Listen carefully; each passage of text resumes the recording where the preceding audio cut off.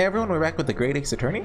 Last time we started case 5 and basically nothing of note has happened yet, although I'm sure everything is of note, you know, led to the case. But anyway, we're at a pawn shop. We talked to the guy. I said I'll look around, and last time I said there's going to be a murder in 15 minutes. Let's see if that's the case. What do I have to look at? On the desk, an enormous ledger. Very particular about recording the items he accepts. He'd have to be, or else he'd get himself into all sorts of trouble. He'd be... But I might explain the thing that catches my eye far more than the ledger. I just remember him putting a gun to his head. Give me Disco Elysium vibes. There's a revolver here. Oh, it's on the desk right there behind the lamp. You're not entertaining even a single thought of pilfering an article herein, my dear fellow. I assure you, Mr. Winterbank will not hesitate to draw that weapon with a speed belying his portly size. Oh, you don't mean he'd blow his brains out? Indeed, in recompense for his blunder. Okay. Oh my. In any case, Chris would never do such a thing. How could you even suggest it? Again. Nowhere else on the desk? This thing. Big shiny box. Music box. Oh, what? This is out. Get out of the way. I want to look at it. Have you seen one so large before? Shall we listen for a while? I love this song. This is my jam. A sublime sound, like the music of angels. Never heard anything like it before in my life. Particularly specimen is of the larger variety, commonly found in public houses and restaurants. The metal disc inside on which the notes to be played are recorded. Simply by replacing the disc with another, any music you care to imagine can be played. What are those called? Gramophones? My goodness! Simply a delightful machine. Indeed! Though their popularity has waned recently with the development of the gramophone, of course. Oh, so... what's the difference? There's not a loud big old tube up top? Science and technology advance at such an overwhelming pace. I don't get what the difference is though. I mean, it's gotta be how they sound, right? They both use like the disc. When I found out how that worked, that blew my mind. Right? Like they have like a little needle, right? That plays the music. But to get that needle to work, they play the song. Like the needle goes like backwards. Like with the vibrations of the song, of the music, right? And so you can replay that because like the vibration, like it's that's science for you. Oh, is this the camera? What an assortment of things are here. Yeah, everything. Footwear and watches. Forfeited items offered for sale by the pawnbroker. What does that really mean though? When you pawn or colloquially pop an item, broker loans you money against its worth. Stores it for an agreed period of time after which the loan must be repaid. If not, free to display it in a shop for sale at a price of his choosing. Then I'm noticing little price tags and everything. Similarly, by paying the agreed interest on the loan, one can extend the period of safekeeping. You may pawn that black garb of yours without fear, my dear fellow. I'm selling my clothes. Oh, my controller's plugged in, so I think it just vibrated. Oh, yeah, okay, it's good now. Let me turn it off. I'm trying to charge it. This thing. Supposed to describe the enormous machine does. Is that the camera there? It doesn't look like the icon we got for it. But we don't mind you, my dear fellows. What you're looking at is a stereoscope. Stereoscope? Fascinating. I don't know what a stereoscope is. Lovely name, I assume. I assure you. Look through the eyepiece and see for yourself. Excuse me for a moment while I have a look. Before you do, there's something I should point out. My dear fellows, in order to see the image properly, stereoscopically as it were, you will need to be cross-eyed. However, if that is beyond you, of little consequence today. Then I'm gonna try it.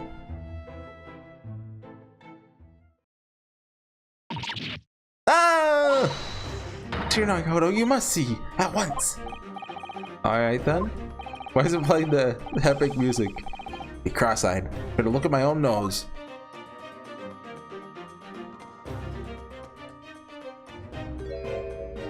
Is that the maid? Remember she was juror number 2. Looks like her. What the? Don't believe it.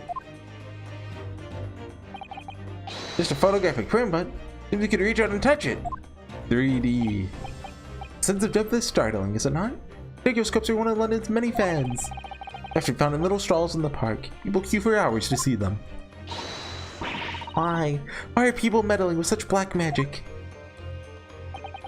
Don't magic, my dear madam. It is, well, far too complicated to explain at present. I'll save this lesson for another day. Oh. Seeing all these like old-timey stuff, this reminds me of when Fata Morgana had the kinetoscope or whatever. Look up what the kinetoscope is. I'm not pronouncing it right. Calendar. My calendar you could easily miss, is it? 15th of April. Today's date. Yes, that's not for sale, I must point out. It's an Eastern-style page-a-day calendar. Every night at midnight, tear off the front page to reveal the following day's date. Perfect calendar for a tearaway fellow such as yourself, Mr. Winterbank. Who was it who walked out of here with the wrong violin before? Well, when the Eggert storage period is passed without a repayment, articles are forfeited, you see? You have to keep a close eye on the date. Something of a pawnbroker's obsession, you might say. Oh yes, I can see you're very dedicated to your job. Should we try leave? Oh no, what's this thing? Because remember, Baker Street's explorable. Whatever could it be used for? I have no idea. Ah. Small catch just here, look. We're going to open it, aren't we?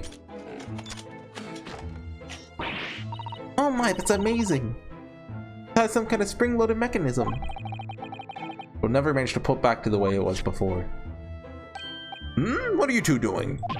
You know, right here, it kind of looks like a sandwich, doesn't it? Do you guys see that?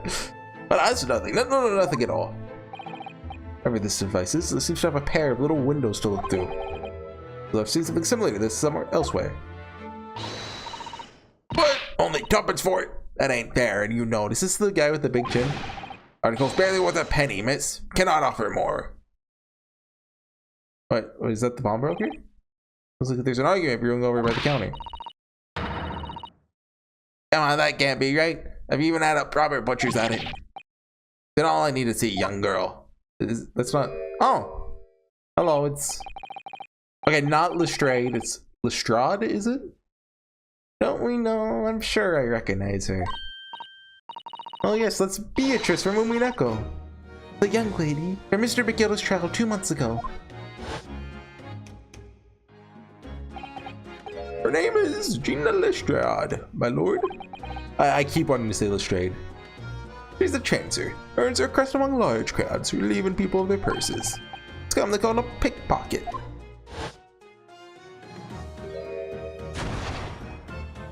I remember her. She got a coat. Gordon Bennett! You lot, who is, that is... I don't know who Gordon Bennett is. I know Elizabeth Bennett. Is that in Ballpark? Hello, Miss Lestrade. She's just reloading. Hope you've been well. Yeah? You remember me then, do ya? Well, remember being completely surrounded by smoke, that's for sure. So, what are you doing in here? Down and out like the rest of us? Nothing to eat? Gonna pop that black weasel? Sorry, coat, have ya? What is it about this black uniform that makes everyone comment on it? Oh, good day. So much mistaken. You'll be the young pickpocket who stole our experimental smoke grenade launcher. I thought Iris took it back. Mr. Sholmes. So, you have something of value to pawn, do you? Allow me to see the article. I shall negotiate with Mr. Winterbank on your behalf. Pull the other one. Don't need no help from some stuck-up D. Get out of my business. Go on, or I'll make trouble for ya. As you wish, Miss Lestrade. I shall happily remove myself from your presence.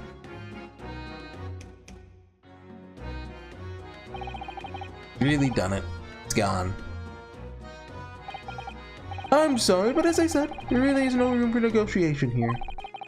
What is it what is that thing he has in his hand? Got a metal disc? Is that like a music box disc? Is it different from a gramophone disc? And you, go on, leave me alone. Oh, Miss Lestrade, just pretend we aren't here. We shan't be offended in the slightest. Who says shan't? Yeah, hold on, how far in are we? Oh, we gotta hurry. Murder in the next 5 minutes. Thought I really can't stand her ground when she wants to. Whatever. Okay, I don't think we're getting into the next 5 minutes. Pawnbroker's customer. Somehow, I don't really think you're the sort of person who'd use a pawnbroker, Miss Lestrade. Yeah, well I am, alright? I'm a Londoner, just like everyone else. Not a problem, is it? No, not at all. Just that, well, it's an easy way to get rid of stolen goods if they don't know, right? Oh, I get it. Know what you're thinking. That thing probably doesn't even belong to her. Probably got it on the dive, didn't she? Well, actually, that's exactly what I was thinking. Yeah, I can see it written all over your Chevy Chase. I believe that's an actor. Well, I might have been thinking of something along those lines. You're not gonna deny it, Mr. Naruto? I literally said it the line before she said it. Alright then, I'm just gonna come out and ask you straight. You pawn things that you steal from other people? Well, I don't know how to best answer that, really. So it's true, she just didn't want us thinking it. Suppose. Sometimes. You're not gonna deny it either, Miss Lestrade. But not this time, alright? I swear, that thing belongs to me. The disc that Mr. Windibank is holding. Perhaps we should see what he has to say about all this. Are you really gonna make me... Really, game? That's awkward. Miss Lestrade's disc. Here, Windibank, what exactly is this metal disc that Miss Lestrade had brought in? Seems to have hundreds of little tiny bumps on its surface. Ah, this is a music disc, you see? For use inside a music box. The music box?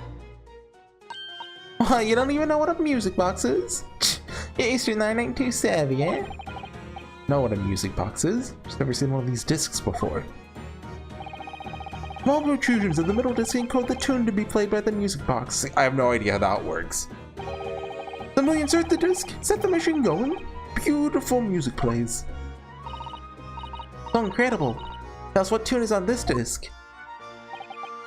Well, I'm afraid I couldn't tell you that. There are many different types of music boxes, you see? British made, German, Swiss. I have no way of knowing which particular machine this disc was made for. Ah, I see. That's it in a nutshell. I wouldn't have any customers for an item like this, even if the young lady forfeited it. I almost went, oh no, this is it in a nutshell. Help! I'm a music disc stuck in a nutshell, but I'm about such low-grade humorist that I wouldn't dare joke about that. Really, I'm already offering more than I should at a penny. That's a packet of lies. He told me he did. He said it was, well... E? Oh, she said E. Ooh. Never you mind, it just ain't right, that's all. A disc's worth good money, I know it is. Plot twist, McGilded is alive. And he gives her music discs for some reason. Well then, you'll have to try your luck at another pawnbroker's, won't ya? Ah! You know Lestrade.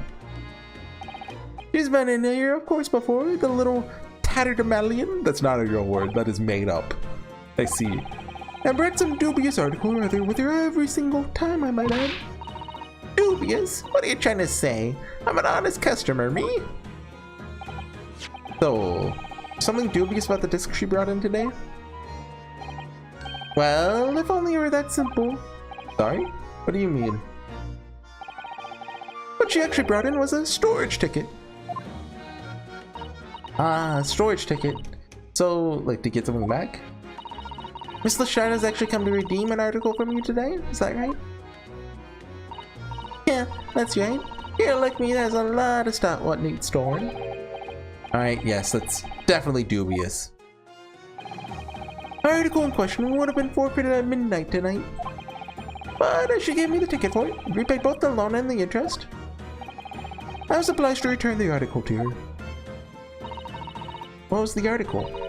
Do tell us, Mr. Windibank. Little scamp is wearing it, ma'am. Oh. It's the overcoat that you redeemed. Oh. What? What's wrong with that? It fits, don't it? I mean, it's mine, so of course it does. Whose coat is that? Was that the coat McGilden wore? I don't know. So, what about the disc then? How does that come into all this? Oh, the disc is something else. A new article to pawn, if the girl and I can agree to a price. New article to pawn. I'm confused. I thought you said that Miss Lestrade brought in a storage ticket today. It's really quite simple. Yes, the child brought me a storage ticket, and the money owed on it, as you say. With this heavy black coat, which you returned to her care, as I understand it.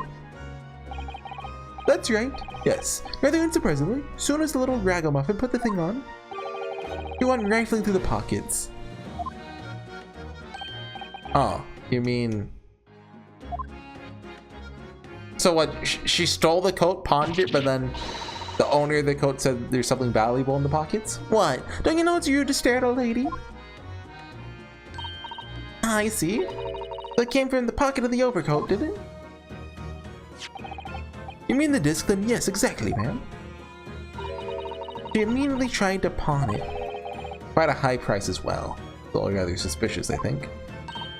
Give it up. You're sure to pawn something like anyone else would. Lestrade, may I ask who deposited the overcoat here in the first place? Well, me? It doesn't really appear to be your size. Me old man! It's me old man's, ain't it? Is it, Mr. Lestrade? Yes, this is definitely all rather suspicious. Okay, she either stole the coat and sold it, or someone tricked her into paying for the coat. Out of my way, please. Oh wait, hold on, is it 15 minutes yet? Oh yes, it is. Oh, hello. That is Luke from the letter with a hat. Go look up Luke from the letter, that's him. He's even British. There's this picture postcard English gentleman. Even as a cane. Good day to you, ladies. Gentlemen. What's your problem, eh? There is no problem, as long as you remove yourself. I have a matter to discuss with the proprietor. And if you didn't make a problem of it, I shall see you outside, little girl, for the hiding you deserve. Hiding? What, they're gonna play hide and seek together? Look, ain't it obvious? I ain't done talking with him yet. You think you're such a gent? You shouldn't know how to wait in line. Well, you're an impudent little brat, aren't you? As well as a pickpocket. Eh? Who are you? How do you know who I am?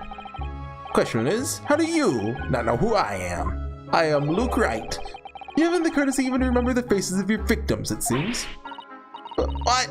You mean from you? Broker? Yes sir. I believe this filthy pocket thief just redeemed an article from you, no? Yes, the article in question belongs to me. Demand for it to be returned at once. Oh my! Hell, that's a lie. What are you trying to pull? Give me back my overcoat, you wastrel. And needless to say... Oh, any music box discs too. Let me guess, the disc plays a message. And that message is important to the case. Also, he posed, you might be a little bit of a Zeppeli. No, you can't have it. You just can't. The old man's. It was. Now it's mine. Goodness, Mr. Naruhodo. This is a very awkward situation. Yes. Perhaps we should hear both sides of the story in a little more detail. Or we could just leave. Can we... Gentleman's accusation. Lestrange, is what the gentleman is saying? What do you think? It's all lies, ain't it? Obviously. Well, in my life, I ain't ever laid eyes on that dandy before. Let's hear it now, you little ragamuffin. You stole it, didn't you? The ticket you brought in here just now? No, I swear it. Swear to God. Barely an hour ago, I was walking along the street, minding my own business. This little gutterling ran into me. Knew at once what had happened. I've been robbed yet again, I thought to myself. Those wretched pickpockets. Yet again. Oh yes, as you can see, I'm a man of impeccable style. The word for it. This isn't the first time I've been targeted by these backslum scoundrels. Now then, relinquish my overcoat. Come along now, Miss Lestrange. Give the good gentleman his coat back. You're going to cause trouble. Shall have no choice but to call the police. What, on your telegram? Hold on. Why does everyone think it's me? Just look at this dandy cove. You think I'm the dodgy one? I'm sorry, but no one's gonna believe you. Well, what about evidence? Yeah. Where's your evidence that I've stolen something, eh? Come on, let's see it. Wouldn't his name be in the ledger? That's like a really easy way to check. I'll have evidence naturally. What? Evidence. Evidence the article Miss Lestrange redeemed actually belongs to this gentleman. Of course! You need only consult Mr. Windermake's ledger to know the truth. You'll be able to look up the name of the person who deposited the article in the first place. Yes! Brilliant! I'm very sorry. I'm afraid that won't be possible. Oh. I never ask customers' names. It's a strict policy of mine. That's inconvenient. Why not? Well, no. You can imagine? Some of my customers have circumstances to consider shady. Shady. Very many of them prefer to maintain their anonymity. Yes, I see. And how can you know if an article belongs to the person asking to redeem it? They have the ticket? Oh, it's quite simple. Good, sir. I take trouble you for the watchword associated with the article in question? Of course. It's... Professor John H. Wilson. Yes, that's right. All the evidence we need. Gentleman is the rightful owner of the article, without doubt. Watchword? Interesting. Watchwords. It's a password 1@. So about these watchwords, Mr. Windermake. They just explained, I never ask customers' names when they deposit items with me. There are many reasons why. Certain customers would like to keep their activities secret. That wasn't exactly a subtle glance at Mr. Sholmes now, was it? Why would he need to keep it secret? What's he doing? Your detectives have no dark secrets, none at all. Yes, well, anyway, that's why I always ask for a watchword and never accept a new article. In many ways, like the secret combination of numbers used to unlock a vault. The date of deposit, description, and a watchword uniquely identify each item. And of course, then I give the storage ticket to the customer. Someone comes to redeem something, ask for the ticket and the watchword. Someone tells you the correct watchword, you return the article. That's right, sir. Yes. Just as soon as the requisite fee is paid. And I have supplied you with the information you require already. But for the avoidance of doubt, the article in question is an overcoat, deposited 2 months ago, on the 15th of February. Hold on. I need to... Oh shoot, I don't have... Okay, hold on. We're going back to the 18th. Yeah, Ace Attorney 18th. Hey everyone. For the letter. Okay, I wonder. That's the 19th. That's the day Wilson So the 15th, I think this would have been the day of McGilbert's trial or the day before.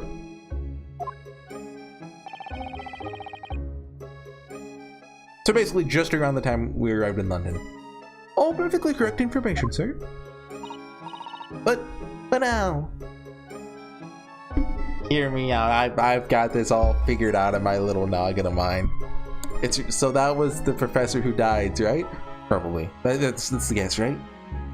Kazuma dropped that off here to give it to us. It has a hint in there on the music disc, and we need to listen to it. Obviously. I mean, if it is linked to the professor and, you know, like Kazuma's alive thing is correct, that there is a non-zero chance that's true. And I would love it. Because we all know Kazuma's going to be back, you know. Final trial day. But how? And this is beyond a joke now. No further room for doubt.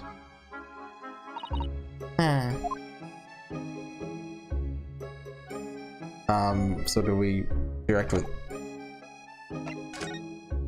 Yeah. It has a tall hat. Sure, postcard gentleman. Excuse me, but who are you? One would expect the inquirer to introduce himself first.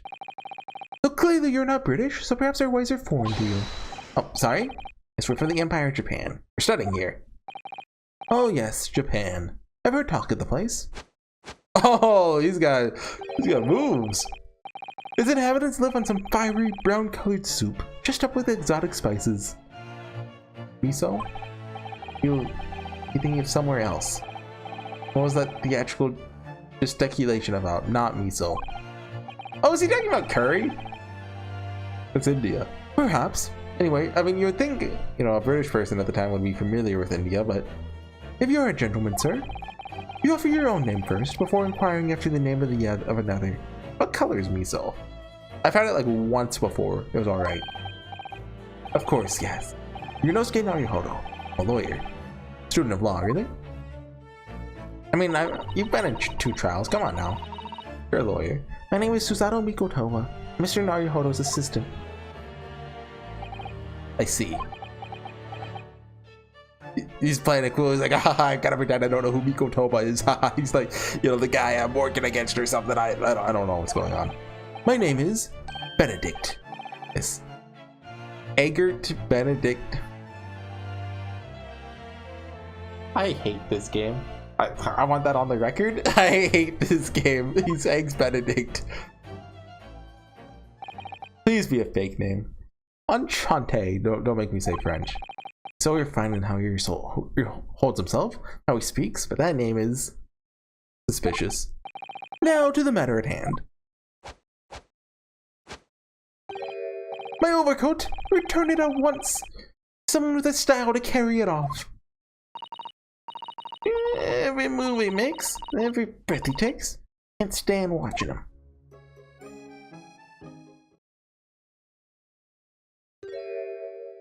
Okay, it actually does look kind of cool on him. Doesn't match the hat though. Let that be an end to the matter. Thank you for your custom, Mr. Eggert Benedict, sir. What? I hate this character. With such unreasonable rates of interest, they even decided to come back. I hate grown-ups. Just cause I'm a diver, everyone thinks that makes me a liar. And the contents of the coat pockets, if you please, broker. Oh, does she still have it? But of course, sir. Here's the disc for you. Did she switch it out? Just this one? Pardon, sir? I was expecting another. But that is... deposited another disc? Oh dear. Oh, I thought he was pulling the gun out. I regret to inform you, sir, that what was deposited with me was merely the overcoat. The disc happened to be in one of the pockets. I was completely unaware of it until now. So, Getterling, writing more of what's rightfully mine, are you? And like, she put it in like Susato's pocket or something. Or she put it in the music box right there. Suzu, eh? I don't know nothing about it. Very well. Then I shall bid you farewell. Say goodbye to style. Wait a minute, that disc is mine. Oh. Ah! What do you think you're doing, you little tramp? You've drawn blood, you filthy animal. Oh my. There's blood on the disc. Ah, drop my phone. Because of all those sharp little bumps, I have a bad habit whenever I'm playing like a visual novel. I just use my right hand, so I fiddle around with something with my left, and you know. Man must have scratched his finger on them. He has gloves. I found it first, alright? I mean, belonged to me old man. But you're not having it. Or you take it. Me? If I hang on to it, they'll have it off me again. So you keep hold of it. Mr. Stroud, is this disc so important to her? Music box disc. Middle disc used to play music in a mechanical music box.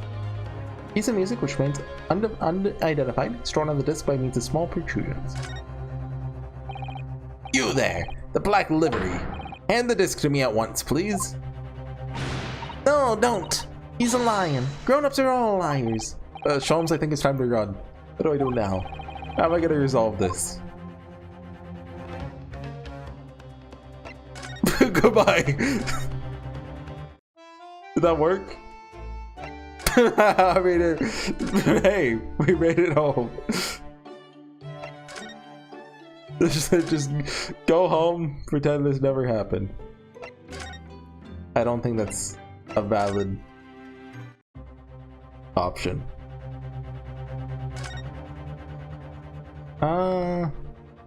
Hey you. Yeah, no. Well, hold on, maybe we'll go over to Sholmes. Hey Sholmes, you having fun there? Mr. Sholmes! You're examining with such keen interest there. The maid who's not a maid. I think they reused the model for her. Or design, I don't know if she's actually 3D. So, you found me at last. Sorry? After that young pickpocket sent me on my way, forced to lurk in the shadows. Truly ostracized as the rest of you partook in the jovial atmosphere of fellowship. Nothing to occupy my mind. Too ashamed to let society see what my downfall had done to me. Feigning mock interest, pretend to examine the tedious trinkets in this desolate place. So, as you surely observed, gnawing on the only friend I have left, a 7% solution of caramel. Oh, I thought it was chocolate. It's even sadder. Sholmes is caramel. That's the brand. Right, you claim to understand the depths of my despair, Mr. Naruhodo. But how could you? I was so lonely, so desperately lonely. And why on earth didn't you rejoin the conversation? Things have gone from bad to worse here, you know? Yes, I overheard much of your conversation. Or rather, my craving for human contact, my ears devoured every word that was uttered. Have I mentioned how this man is like single-handedly making this game great? That's where the grade in Ace Attorney comes from. Really were sad, weren't you? Poor Mr. Sholmes. Feels simply awful for you. It would seem. My interferences are inferences. Oh, surely you're not about to tell us that you've solved the entire case once again? My dear madam, sometimes I wonder, for my genius for deduction to be commoditized, how much could I pawn it for? 1 penny. It's an American penny. I don't know how much a British penny's worth. Since Mr. Sholmes has had another of his flashes of inspiration. Who knows if they'll help to resolve the situation between Miss Lestrade and the mysterious gentleman. It's the right thing to do here. Leave it. Goodbye.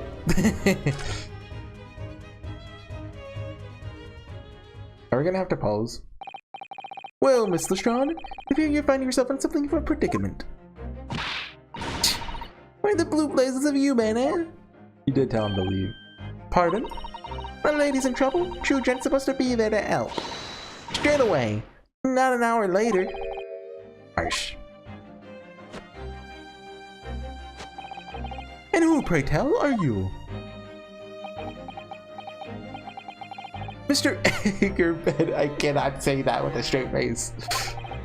You have in my eyes a veritably encyclopedic array of curiosities about your person.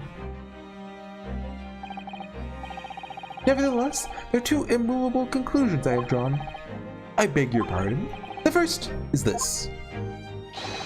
The true reason for your visit to this pawnbrokery today, something you have not yet revealed.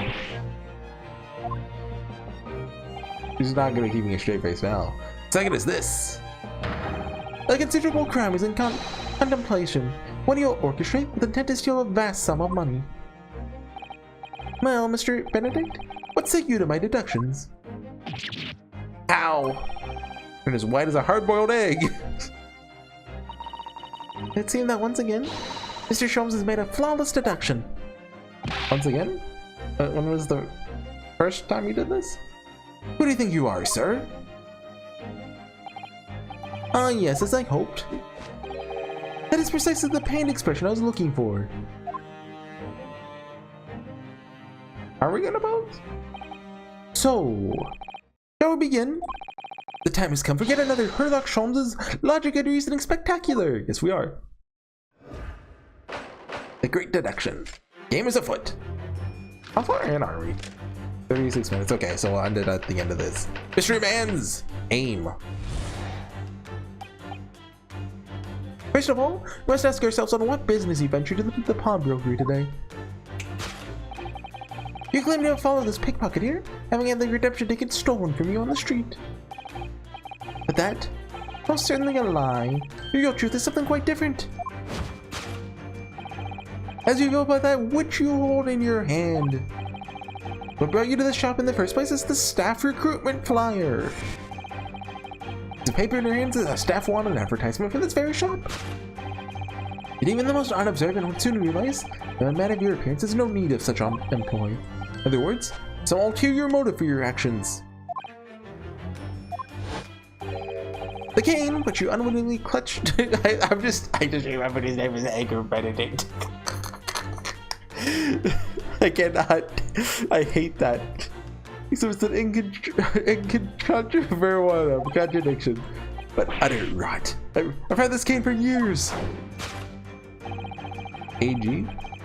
Contradiction of which I speak is, of course, the missing ferrule. I don't know what a ferrule is. And if any walking cane will be terminated with a metal ferrule to protect the wooden tip. And yet, detailed analysis shows the wooden tip of the stick to be utterly bare. Therefore, there's only one conclusion. The rod that you hold in your hand, appears to be a walking cane, is in fact no cane at all. You recoil, sir. Is something wrong? And in your recoiling, you'll inadvertently facilitate the answer to your next conundrum to present itself. Namely, what is the truth behind the rod you bear? Yes, your action betrays the truth.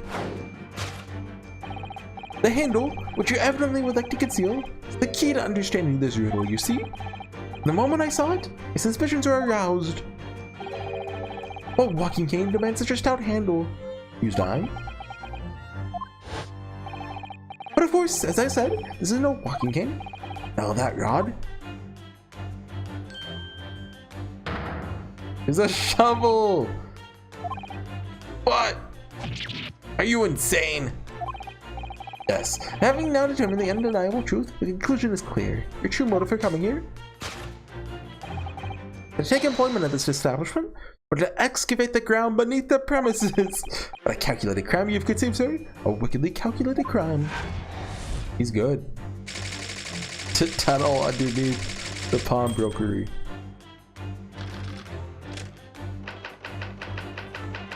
Fake crime. Now, Mr. Benedict, let us continue. But we must expose the details of this elaborate crime you have in the planning.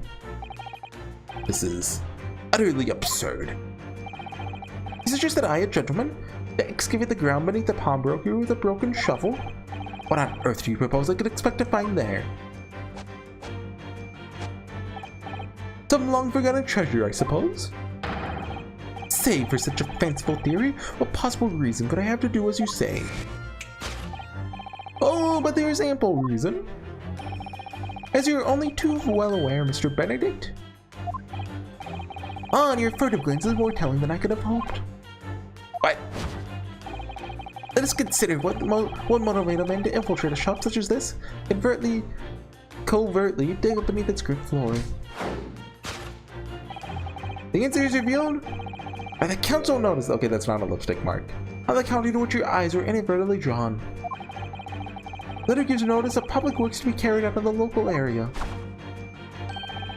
According to the enclosed plan of the upcoming sewerage works, beneath the shop runs a sewer that adjoins another, one that runs under the bank on the opposite side of the road.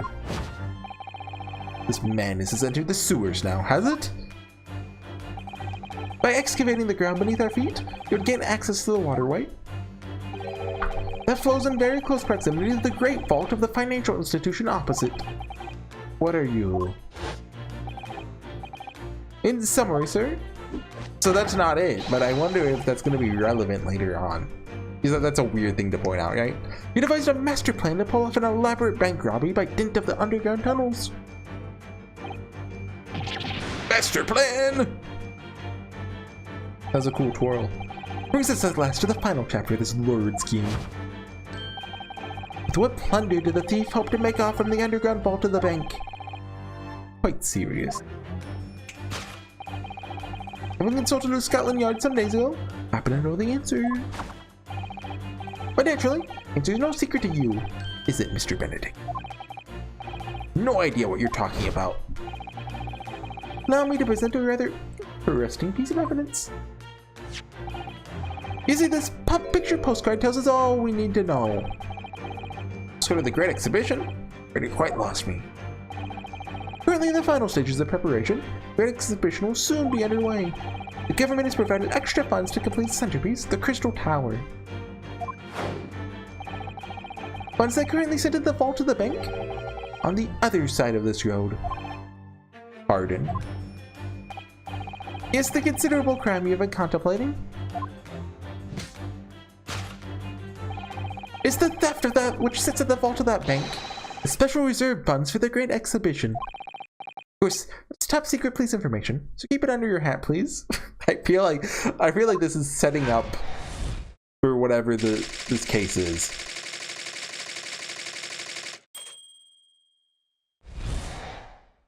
Also, why would the police trust this man with secret police information? Thus concludes Sherlock Holmes' great deduction of this pawnbroking puzzle.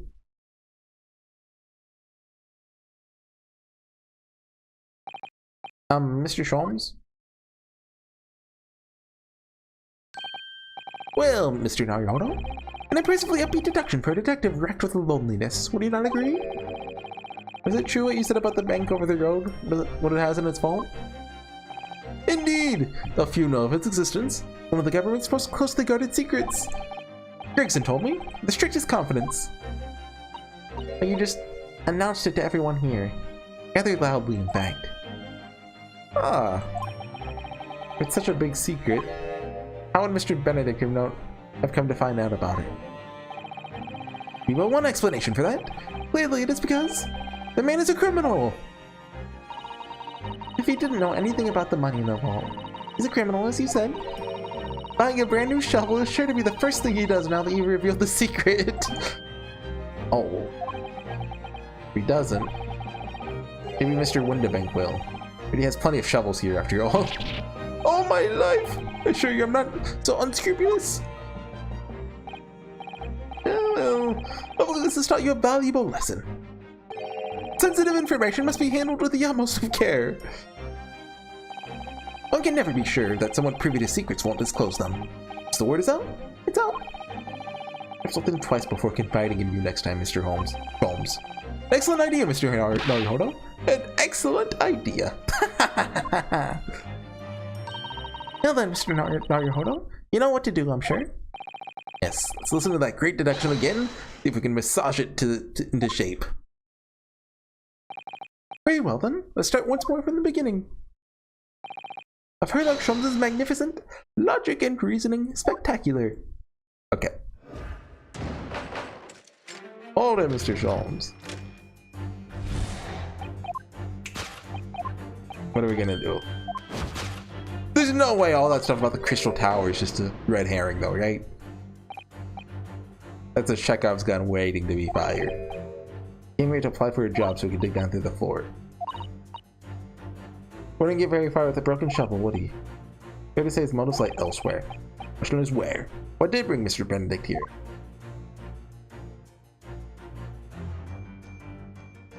Ooh.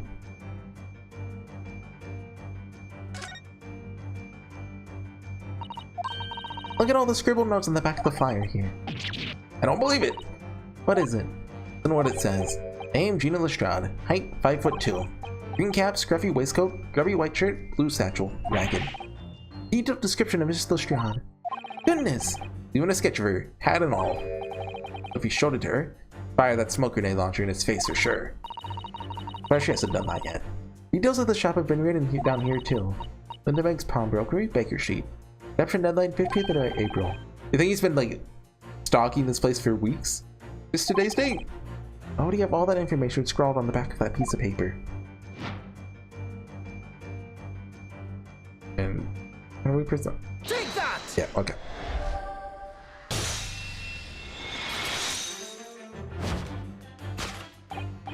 Yes, what brought you to this shop in the first place is the info about Miss Lestrade. Quite so, my dear fellow. It appears that the writing and sketch on the reverse of the flyer pertain to the pickpocket Miss Lestrade and Mr. Winterbeck's pawnbrokery here. Ah! Why is he holding that instead of like having it in his pocket? He originally told us that you had merely given chase after Miss Lestrade. Stole the redemption ticket. But that, sir, a thinly veiled lie. It is the information on the back of the flyer that led you here today. By which I mean, here to Winterbeck's Pawnbrokery, today the redemption deadline of that overcoat. So you waited outside for the young girl matching the description you've written down to arrive. You've gone to some lengths to hide the reason for your pursuit of Miss Lestrade. In other words, some ulterior motive for your actions. Pain, which you clutch to your person, is a contradiction. Probably the initials on it, right?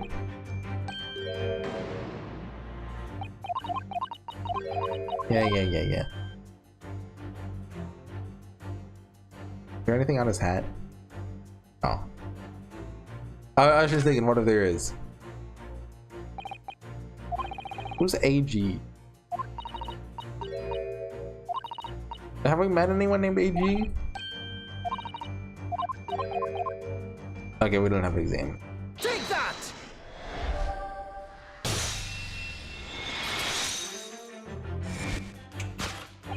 Contradiction which I speak is of course the initialing.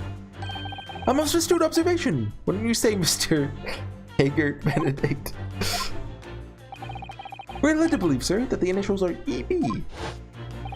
In a most possessive matter, having your grasp of cane bearing the initials AG. Incontrovertible contradiction indeed, won't you not agree? No, you're wrong. Cane isn't. Said before that you'd had the cane for years. So don't try to tell us you borrowed it from a friend who found it in the park.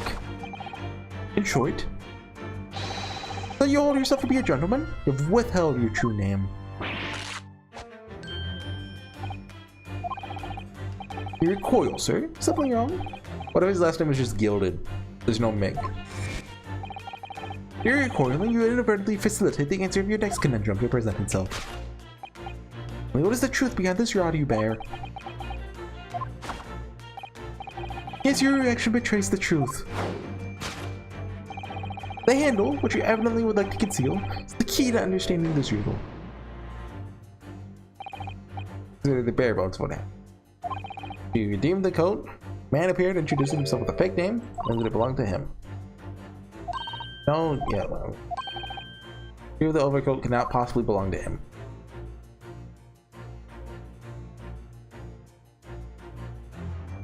The tear?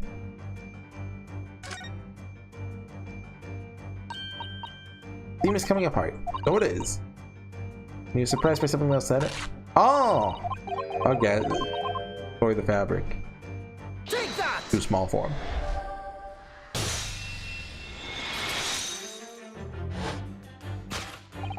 Split seam, which you evidently would like to conceal, is the key to understanding this riddle, you see? Ah! Because the overcoat is rather obviously a poor fit. Hoisted over your broad shoulders, the seam is already breaking apart. My suspicions are aroused from the outset. You boldly lied about your name and so boldly waylaid the pickpocket. Ah! Catalog of untruths is meant for one very specific purpose. To steal the article that the young girl redeemed from Mr. Windibank. You'd make a good ballerina. What really irks me is this. Considerable crime I initially imagined, but considerably curtailed. It's gone with the redeemed item. Great crime. Now, Mr. Benedict, let us continue. Or we must expose the details of this elaborate crime for you have been in the planning. It is utterly absurd. You suggest that I, a gentleman, designed a wheeze to filch some tawdry article of pawnage? Okay, can we get a dictionary out for these? Have you forgotten that I redeemed the article in the proper manner using the watchword? Do they have British to English dictionaries? We might need one of those. Had I not been the one to deposit it in the first place? How could I possibly have known the relevant details? And the French to British to English dictionary? Ne sais pas. Oh, but the watchword can be discovered. As you are only too well aware, Mr. Benedict, what, just reading it? Ah, your furtive glance is more telling than I could have hoped. God. The pawnbroker is gonna shoot himself. God. Let us consider how one might come to learn a secret watchword relating to the pawn property of another. The method is revealed with the council notice on the counter. And the big old book with the password in it.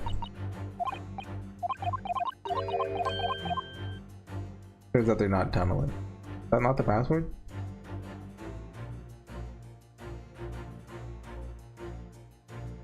Why are they revolvers?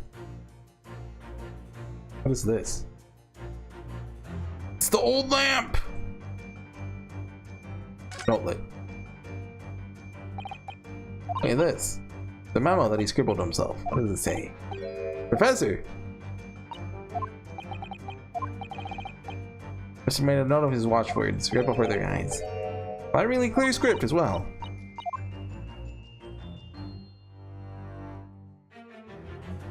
I saw the. Do you see the star shape from the scale? Why does he have a scale in here? Does he let people throw fire into that one?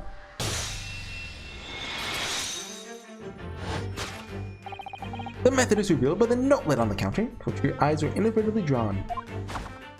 You just say like notebook, note.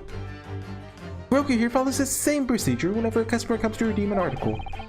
As the customer heard the watchword, notes down the response uttered on a notelet he has to hand.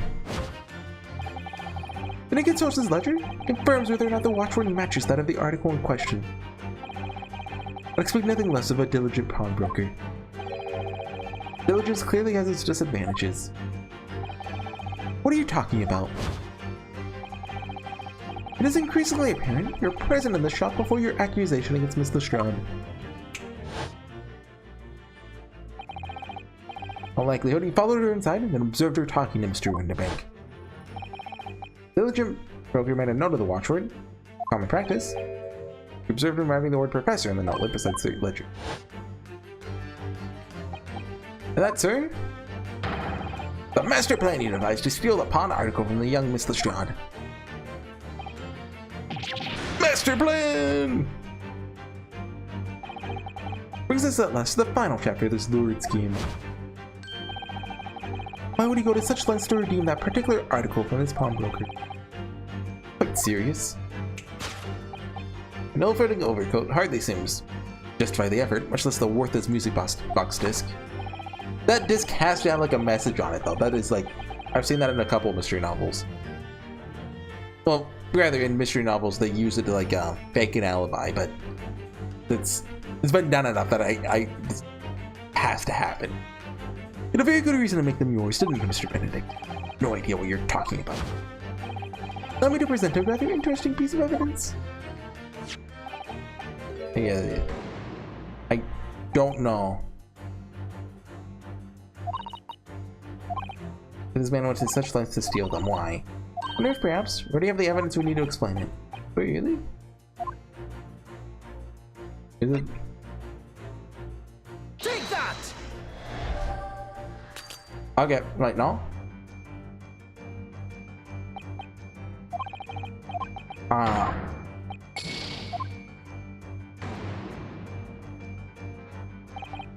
Man has some high-handed measures to try to get his hands on the overcoat on the disc. There's one idea that can monetary value. Still, give value somehow to someone. Last piece of the puzzle. Is it a person? Can we present people? You see, oh. No? Oh, maybe, oh, wait, hold on. That'll do it. Little scrap of paper stuck. Scribble a word or two. Looks like somebody's name. Or McGilded. McGilded? It couldn't be. It is, Mr. Naruto. Name I shall never forget for as long as I live. But why? Why is his name on it? You know, I mean, they only found his burnt body, right? So it's feasible he faked his death. Or he could also just be dead.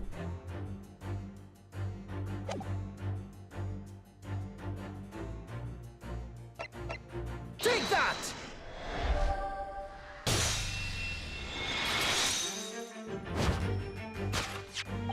You see, the music box disc tells us all we need to know. What's that on the back? It reads, for McGilded. Ah! Mr. Magnus McGilded, the unfortunate philanthropist who perished in curious circumstances at the Old Bailey 2 months ago. Prominent man in London, though his loan-mongering demonstrated a distinct lack of scruples. So you're an associate of his, are you? The subordinate? Mr. McGilded was a man of unusually small stature. In fact, it's precisely the right size for that overcoat that you squeezed yourself into. Ah, so I was right. Troy didn't remain shrouded in mystery, Mr. Eggert. But the final conclusion here is crystal clear. Here's the new came to this pawnbroker today. Post time! They have window bank on the lights. Was to retrieve an article left behind by the late Magnus McGilded. Ah!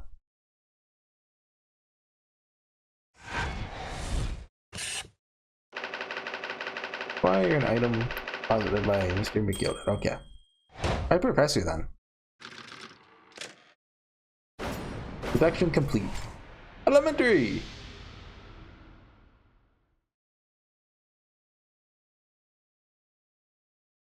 Okay, I could probably go like 10 minutes more and maybe get a better place to call it, but I don't know that, right? So I'm gonna stop it there. Thanks for watching, everyone. Next time, the murder for sure. right, guys? Murder? No murder?